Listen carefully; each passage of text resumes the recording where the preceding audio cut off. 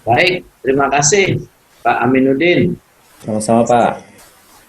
Terima kasih untuk para hadirin semua, para teman-teman, kolega yang hadir siang hari ini. Semangat pagi. Semangat pagi. Ya, terima kasih untuk Pak Hari Sutanto yang sudah mengadakan acara ini sehingga kita bisa hadir dan berkumpul di sini. Baik Bapak Ibu, saya akan mulai saja. Hari ini kita akan bahas mengenai penyakit jantung. Banyak orang sekarang khawatir dengan COVID, menyerang dan menghantui kita. Nah, terkadang penyakit COVID yang bikin khawatir kita ini membuat diri stres. Nah, stres yang berkepanjangan itu lambat laun juga akan membuat jantung kelelahan. Dan makanya terkadang selain COVID, serangan jantung juga akan semakin meningkat di tengah-tengah kita. Jadi kita akan lihat di sini bagaimana penyakit jantung itu bisa terjadi dan apa yang harus kita lakukan untuk menghindari penyakit yang menakutkan dan mematikan ini. Jadi Bapak Ibu, memang selain COVID yang sudah merebak sekarang ini, dari dulu memang penyakit jantung koroner ini merupakan pembunuh nomor 1 di dunia dan di Indonesia. Nah, termasuk di daerah tetangga kita, negara tetangga kita, ASEAN, Singapura, Malaysia juga sama. Jadi memang penyakit ini pembunuh nomor 1 karena memang terkait dengan pola hidup kita. Ditambah dengan tingkat stres yang makin tinggi, maka kejadian penyakit ini akan semakin meningkat. Nah, Bapak Ibu, ini peringatan, memang peringatan keras bagi kita semua dan kita harus waspada. Karena apa? Karena penyakit jantung ini sebenarnya tidak bisa disembuhkan, tidak bisa diterapi. Ada pencegahan sedini mungkin. Nah, di sini kita yang berumur di atas 40 banyak ya, Bapak Ibu? Sebenarnya banyak dok. Jika kita umur dan sebelumnya tidak terlalu waspada atau menjaga kesehatan kita, sebenarnya sih agak terlambat gitu ya, tanda kutip terlambat. Kenapa? Nanti kita akan lihat. Kenapa bisa begitu? Nah, Bapak Ibu, saudara semua, penyakit jantung koroner itu disebabkan karena adanya pengerasan arteri yang menuju ke jantung dan terjadi penyempitan yang kita sebut proses aterosklerosis atau kadang-kadang disebut jadi proses pembentukan yang menuju ke jantung ini tersumbat seperti ini. Nah ya, ini jika tersumbat gini bagaimana darah bisa mengalir? Apa? Akibatnya darah yang menuju ke jantung juga berkurang. Nah, di dalam darah kan ada oksigen selain nutrisi. Nah, menyebabkan jantung bekerja. Ketika oksigen ini makanya terjadi gangguan suplai oksigen. Yang kita sebut adalah serangan jantung. Atau kalau penyakitnya disebut penyakit jantung koroner akibat dari sumbatan ini. Kita lihat proses Bapak Ibu, proses terjadinya sumbatan arteri pembuluh darah itu bermula dari gaya hidup dan pola makan yang tidak sehat. Lalu terjadi penyempitan pembuluh darah seperti ini. Ya, awalnya pembuluh darah kita meternya atau lumennya ini besar. Dengan berjalannya waktu kita lihat ada penyumbatan oleh lemak, kalsium, sel darah putih dan lain sebagainya menumpuk di sini, perlahan menumpuk. di arteri kita, sehingga dengan berjalannya waktu, jika kita tidak cegah, ini akan menyumbat seperti ini. Jadi pengurangan oksigen yang kurang ke jantung ini akan membuat otot jantung rusak. Istilahnya terjadi iskemi. Ya, ini mirip seperti kalau terjadi di pembuluh darah otak, terjadi stroke iskemik. Nah, itu sel otak mati. Nah, sama ini, sel jantung juga bisa oksigennya tidak bisa terpenuhi. Nah, dengan jalannya waktu ini akan terjadi gagal jantung. Inilah yang sering menyebabkan kematian mendadak. Nah, kita lihat di sini, kenapa tadi saya katakan jika kita umur 40 tahun tidak mempeduli, sebelumnya tidak terlalu mencegah atau mempedulikan kesehatan kita secara umum, khususnya menerapkan gaya hidup sehat, karena memang proses pembentukan plak aterosklerosis ini, plak yang ada pembuluh darah ini di arteri ini sudah terjadi sejak kita lahir, Bapak Ibu. Jadi begitu kita lahir dengan suara kenceng nangis tuh bayi, itu sudah mulai terjadi proses pembentukan aterosklerosis. Dari mana? Ya dari misalnya ASI. Pertama kan bayi minum ASI. Kalau ASI ibunya tidak menerapkan gaya hidup sehat, mungkin di situ banyak lemaknya. Nah, ketika banyak lemak masuk ke bayi, mulailah nih proses berjalannya. Dari sini bayi terus dengan berjalannya waktu sampai umur berapa ini 40-an makin membesar. Nah, jadi kita memang harus memperhatikan ini. Nah, kita lihat nanti bagaimana peranan produk Maxime kok bisa bekerja ya, masih bisa bekerja dengan katakanlah seseorang sudah mengalami penyumbatan sekitar 50% seperti ini. Nah, kita lihat Bapak Ibu. Jadi gejala penyakit jantung koroner itu nyeri dada umumnya ya, nyeri dada atau perasaan tertekan pada dada di sebelah kiri yang kadang menjalar ke daerah rahang kiri atau menyerang sebagian menjalar ke lengan kiri. Nah, itu tanda sudah terjadi penyumbatan arteri jantung. Kadang-kadang nyerinya nggak jelas ini, ada di ulu hati seperti orang sakit mah. Jadi banyak orang mengatakan saya sakit mah, sakit mah. Ternyata mengalami serangan dan tidak hati-hati bisa lewat itu. Karena dia hanya sakit mah, ya kan? Nyeri di ulu hati. Nah, kalau sudah gejalanya berat biasanya sampai keringat dingin itu Bapak Ibu. Keringat dingin, ada mual-mual, lalu terjadi serangan jantung. Ini gejala dari penyakit jantung koroner. Nah, akibatnya apa? Ketika seorang mengalami serangan jantung penyakit jantung koroner, lambat laun oksigen ke jantung berkurang, sel jantung akan mengalami kematian. Sebagian mati atau bagian tertentu mati, dan itu makin lama yang sel yang mati makin banyak, itu lama-lama akan menyebabkan gagal jantung. Ya, nah ini menyebabkan suplai darah ke tubuh juga tidak sampai karena darah tidak cukup kuat dipompa untuk menyuplai darah ke seluruh tubuh kita. Nah, ada juga yang kita sebut aritmia. Aritmia terjadi karena adanya gangguan irama jantung. Jadi dengan oksigen kurang, itu sendiri sudah menyebabkan kontraksi jantung karena impuls listrik di jantung itu sudah terganggu. Ditambah lagi jika ada anemia atau iskemia, itu akan membuat sel-sel mati dan makanya aliran listrik antar sel jantung itu akan terganggu, terputus-putus. Nah, ini yang kita sebut aritmia.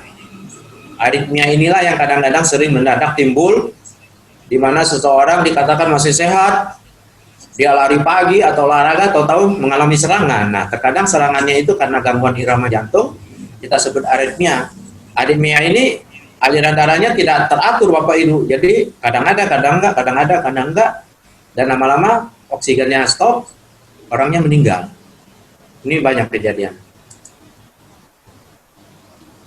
Terus Kenapa sebenarnya yang tadi kita bahas bisa terjadi penyakit jantung koroner? Kenapa seseorang kok gampang ya sekarang mengalami penyakit jantung koroner? Sebenarnya ada dua faktor, Bapak Ibu. Dua faktor. Yang pertama, faktor resiko yang tidak dapat diubah. Jadi memang udah dari sononya, Bapak Ibu ya, kita tidak bisa ubah. Di antaranya usia. Umumnya mereka di atas 45 tahun mengalami serangan. Kalau perempuan lebih tua ya, 55 tahun. Tapi zaman sekarang ini bergeser ini Bapak Ibu. Tidak lagi 45, lebih muda bisa mengalami serangan jantung. Kenapa nanti kita lihat. Terus riwayat keluarga. Jadi memang bawaan juga ada ini Bapak Ibu. Jadi bagi kita yang Bapak Ibu yang pernah mengalami serangan jantung, kita harus waspada. Kemungkinan genetik atau bawaan itu kita juga dapat, bisa menyerang kita juga. Nah, jadi faktor yang tidak dapat diubah. Dua, faktor risiko yang dapat diubah, yaitu apa? Gaya hidup sehat dan pola makan. Ini yang dapat kita ubah Bapak Ibu, menghindari penyakit jantung atau penyakit jantung koroner. Jadi karena kolesterol tinggi, tekanan darah tinggi, diabetes, merokok, kegemukan, ya, ini terkait hampir semua ini seperti kolesterol, kegemukan, diabetes ini terkait dengan makanan. Biasanya kalau orang banyak makan itu akan kolesterol tinggi, tekanan darah tinggi, diabetes, dan kegemukan. Terus agak malas gerak, kurang bergerak, kurang beraktivitas. Hati-hati di zaman COVID, jangan banyak duduk ya Bapak Ibu.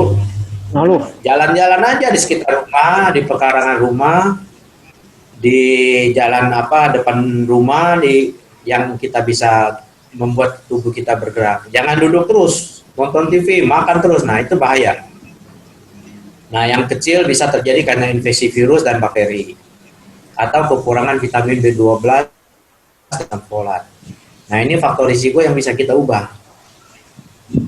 Dan ini Bapak Ibu, faktor risiko ini semakin banyak seseorang memiliki faktor risiko ini, kolesterol, tekanan darah tinggi, diabetes, dan lain sebagainya, maka kemungkinan terserang penyakit jantung koroner juga lebih besar. Nah, sebenarnya ini kabar baik bagi kita Bapak Ibu. Kenapa? Karena faktor risiko yang dapat diubah ini, peranannya di dalam menyebabkan terjadinya penyakit jantung koroner itu sekitar 80%. Jadi faktor risiko yang tidak bisa diubah, umur, genetik, dan lain sebagainya itu hanya memegang peranan penting 20%. Nah, yang bisa dirubah ini 80%. Jadi kalau kita bisa menerapkan gaya hidup sehat, pola makan yang sehat, maka tentu serangan penyakit jantung koroner ini akan kurang. Nah, sebenarnya yang faktor risiko tidak dapat diubah, umur, genetik, ya, jenis kelamin gitu, itu sebenarnya juga pengaruh lingkungan. Nah, lingkungan itu juga tidak beda dengan gaya hidup.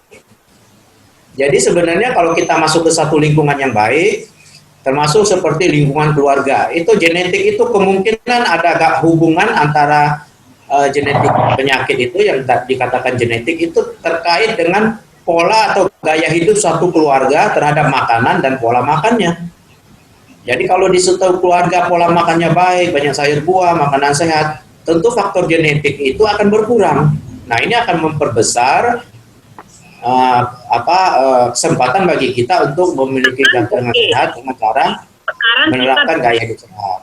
Nah, Bapak Ibu ya, jadi ini penting kita ketahui ya untuk menerapkan gaya hidup sehat.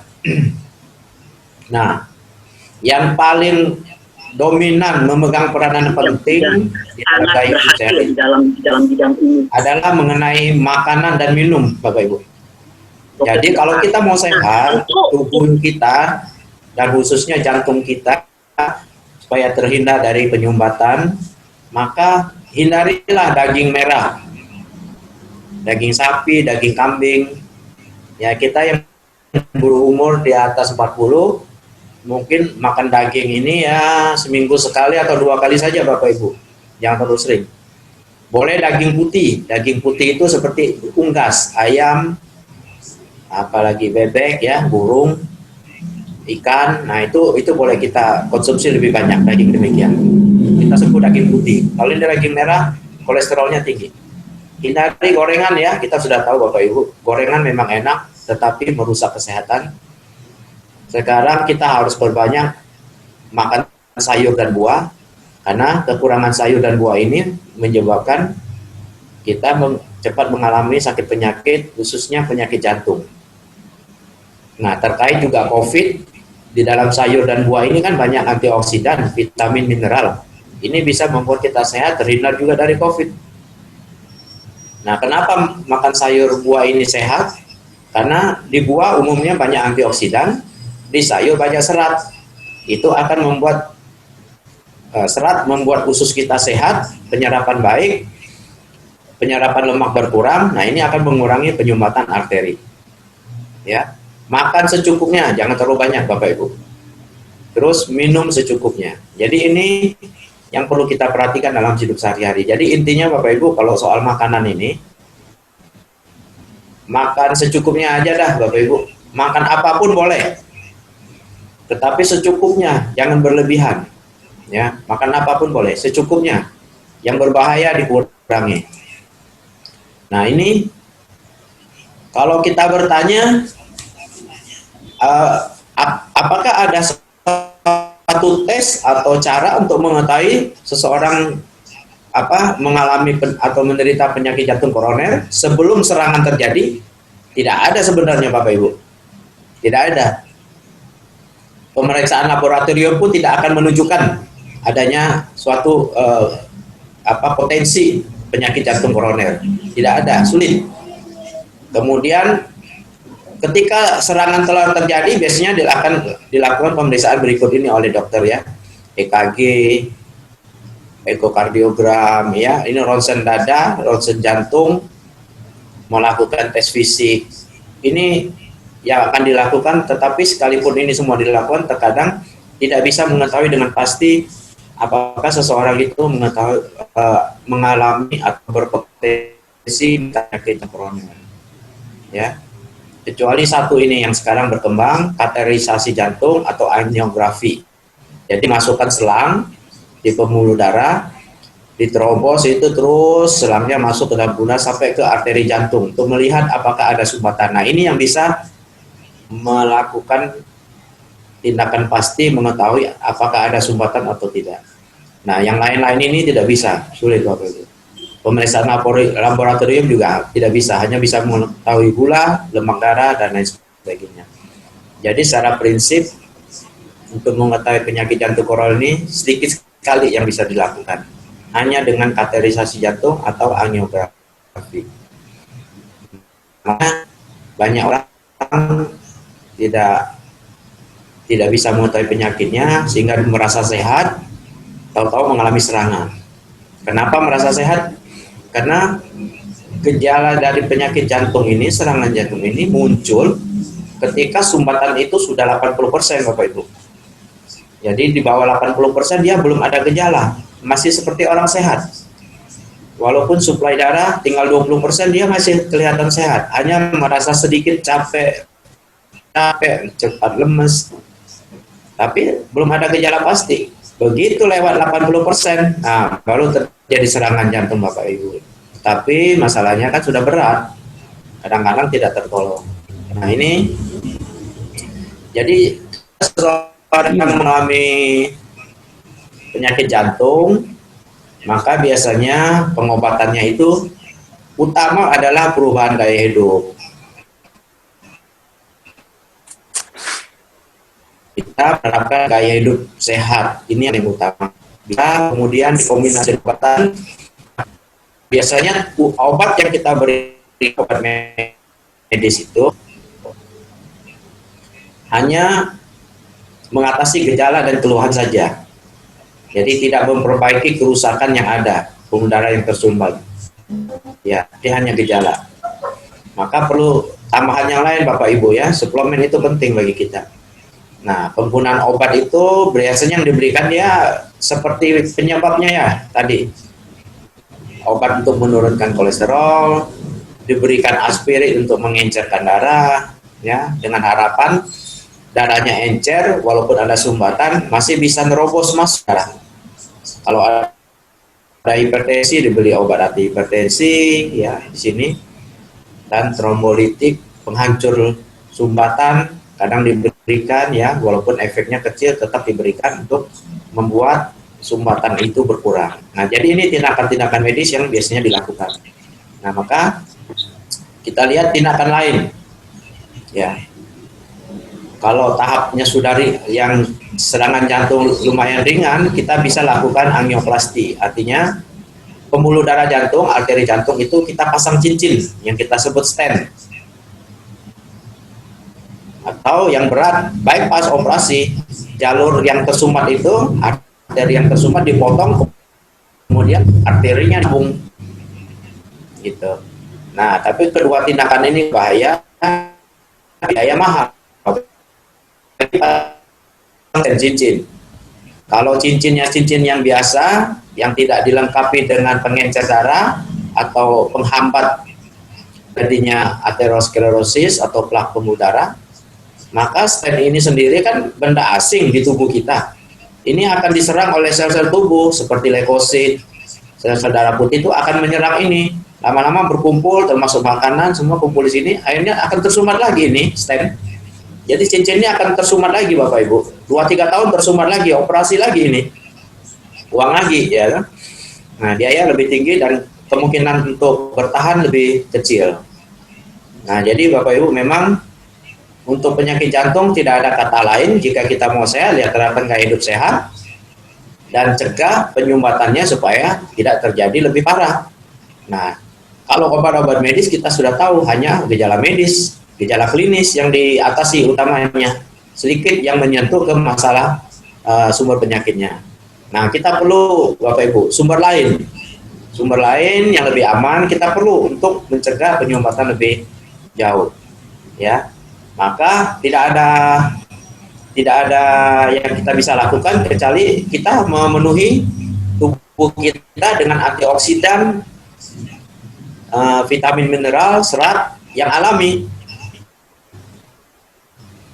Ini yang bisa mengurangi atau mencegah terjadinya serangan jantung. Jadi suplemen kita perlu Bapak Ibu sekarang, suplemen kita perlu.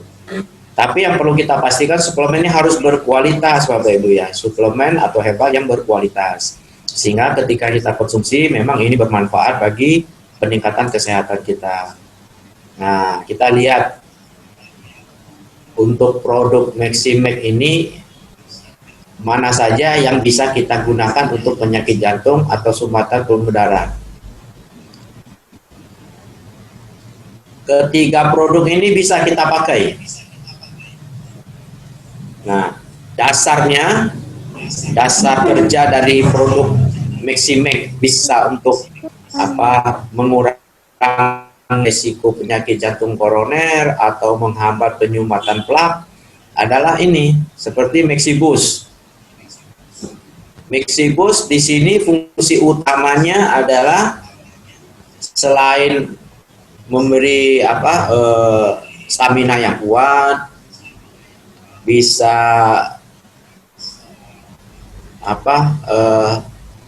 mengurangi hipotensi atau ejakulasi dini yang berhubungan proses reproduksi. Nah, yang terpenting Maxibus di dalam hal penyakit jantung koroner adalah bahwa Maxibus ini dia melancarkan aliran darah. Jadi kita lihat tadi waktu di penyakit jantung prosesnya itu terjadi kan karena ada hambatan aliran darah di situ. Nah, dengan adanya Maxibus itu aliran darah bisa dipercepat, ya, bisa diperbesar suplai oksigennya. Dengan harapan juga waktu aliran darah lancar itu pelan-pelan plaknya akan berkurang. Nah, tetapi perlu Bapak Ibu ingat di sini, jika seseorang ada penyakit kronis seperti penyakit jantung, stroke, diabetes, dan lain sebagainya, harus lebih waspada di dalam memberikan Maxibus. Karena biasanya healing krisisnya akan lebih terasa, lebih besar. Jadi seperti orang mengalami efek samping seperti itu. Maka untuk mereka yang demikian, yang memiliki penyakit kronis atau umurnya sudah cukup di atas 50-60 tahun, ada baiknya apabila dia ketika kita tanya sudah sering minum atau mengkonsumsi produk suplemen yang bersifat melancarkan aliran darah, jika dia bilang belum atau jarang, maka sebaiknya kita berikan Maxibus untuk dosis awal, dosis rendah dulu Bapak Ibu. Mungkin sehari setengah saset saja dulu. Sampai seseorang itu bisa beradaptasi dengan zat yang bekerja di dalamnya, dan dia bisa menerima kondisi yang berubah dengan adanya lancarnya aliran darah. Mungkin sekitar 3 hari atau 4 hari, tergantung. Ketika dia sudah nyaman, perlahan kita naikkan dosisnya menjadi 1 saset sehari misal. Nah, jika dia mengalami healing krisis, merasa tidak nyaman, ya kita turunkan lagi ke dosis setengah saset. Sampai dia nyaman, kita coba naikkan lagi 1 saset sambil dilihat. Ketika dia nyaman, dia bisa menerima dosis begitu, ya kita pertahankan untuk seterusnya begitu. Jadi begitu ya Bapak Ibu, kita seperti itu. Jadi Maxibus untuk penyakit jantung koroner berperanan di dalam melancarkan aliran darah. Jadi ini bisa membantu suplai oksigen ke jantung. Ini fungsi utama Maxibus untuk penyakit jantung koroner atau sumbatan aliran darah. Nah, bagaimana dengan Maxibus? Maxibus kita tahu Bapak Ibu bahwa kita lihat ya, coba.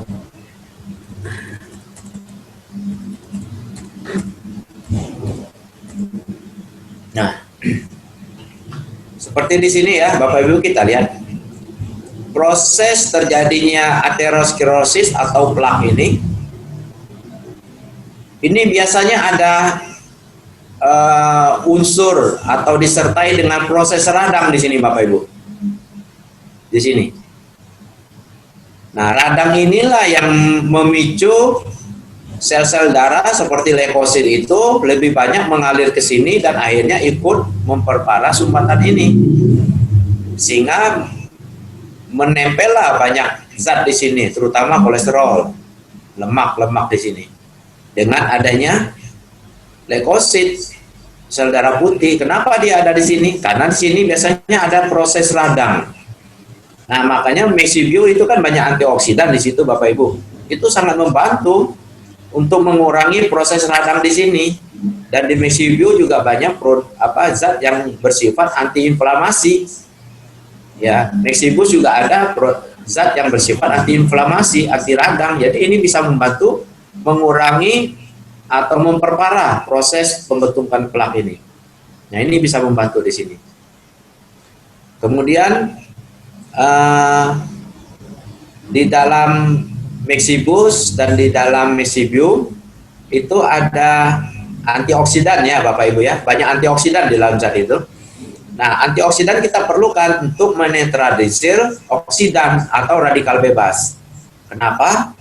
Karena di dalam proses pembentukan plak ini, kenapa ini bisa terjadi dan bisa makin cepat, makin progresif sekarang terjadinya? Karena di sini ada oksidan Bapak Ibu, ada radikal bebas. Radikal bebas ini yang merusak sel-sel dinding pembuluh darah arteri di sini. Ketika selnya rusak, terjadi sobekan atau terjadi lecet di sini, itu akan mengundang leukosit nempel di tempat itu dan akan memperparah terjadinya sumbatan di sini. Nah, gitu Bapak Ibu. Jadi memang Maxibus bisa dipakai, Maxibus juga bisa. Nah, bagaimana dengan Maxlim? Bapak Ibu, Maxlim bagaimana?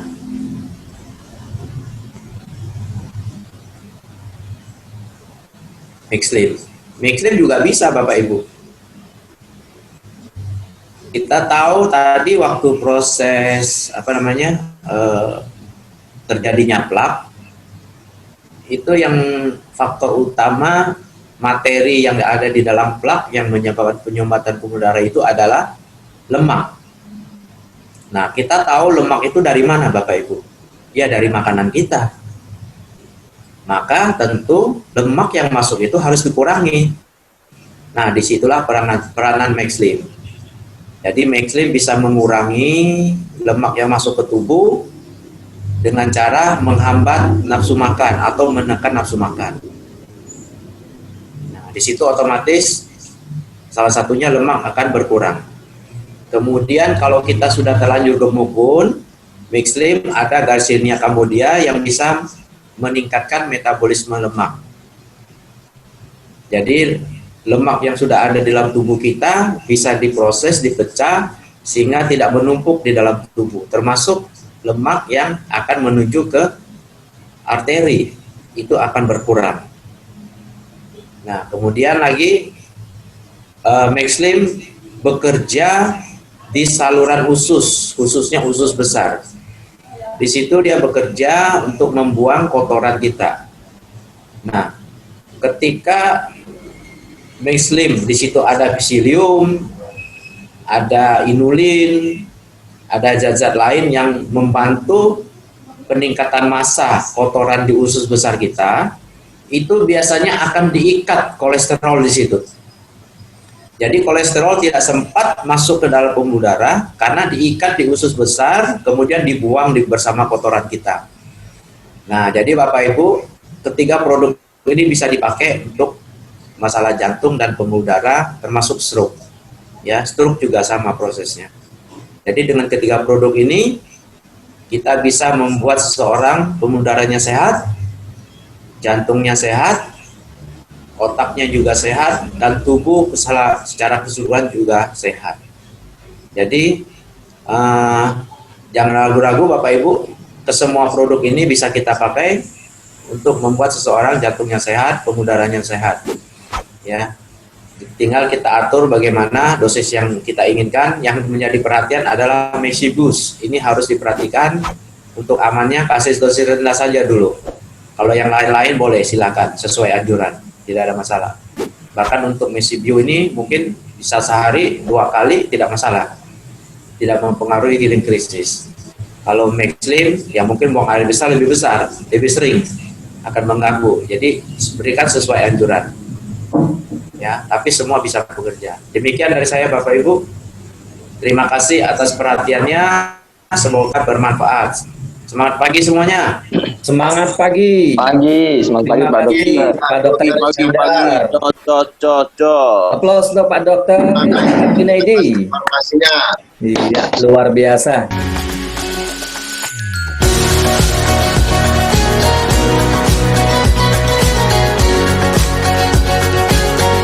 Apocalypse.